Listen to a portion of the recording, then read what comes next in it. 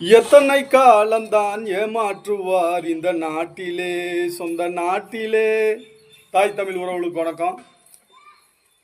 குலத்தொழில் அதை எதிர்த்து போராடிய இயக்கங்கள் திராவிட இயக்கங்கள், திராவிடம் அதனுடைய துணை இயக்கங்கள் எல்லாம் குலத்தொழிலை முற்றிலுமாக ஒழித்தொழிக்க வேண்டும் என்று போராடினார்கள்.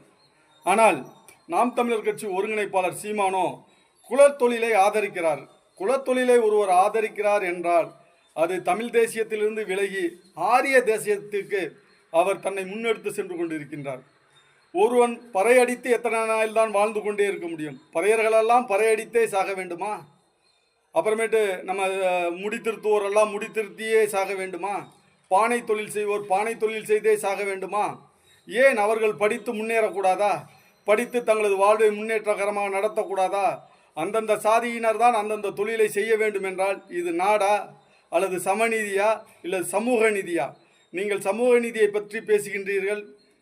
நான் அதை கிழிச்சு விடுவேன் இதை கிழிச்சு விடுவேன் பேசுகிறீங்களே, இது நல்லாவா இருக்குது? தமிழ் தேசியத்திற்கு அழகா இது? தனது கொள்கையை சீமான் மாற்ற வேண்டும். குழல் தொழிலை முற்றிலுமாக ஒழிக்க வேண்டும். ஆடு மாடு மேய்க்க வேண்டும் என்றால் ஆடு மாடு மேய்க்கட்டுமே, மற்ற குலங்கள் எல்லாம் அந்த குலத்தொழிலை எடுத்து செய்யட்டுமே. சிறிது காலத்திற்கு இந்த குலத்தொழில்கள் எல்லாம் செய்து முடித்தார்கள் அல்லவா? அவர்களெல்லாம் ஓய்வு பெற்று தன்னுடைய வாழ்க்கையில் முன்னேறி தனது அறிவுபூர்வமாக தனது வளர்ச்சியை எட்ட வேண்டாம் அல்லவா? அதற்காக தான் இந்த தமிழ் சமூகமும் திராவிட சமூகமும் பாடுபட்டது, திராவிட இயக்கங்களும் பாடுபட்டது. ஆகவே குலத்தொழிலை ஒழிப்போம்.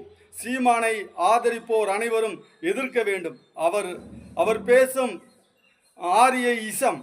ஆரியம் கண்டிப்பாக அது குலத்தொழிலை தான் வளர்த்தெடுக்கும். அவர் குலத்தொழிலை போதிக்கின்றார், ஆரியத்தை ஏற்றுக்கொண்டிருக்கிறார், பிராமண கடப்பாரை ஏற்றுக்கொண்டிருக்கிறார். ஆகவே நாம் குலத்தொழிலை ஒழித்தாக வேண்டும்.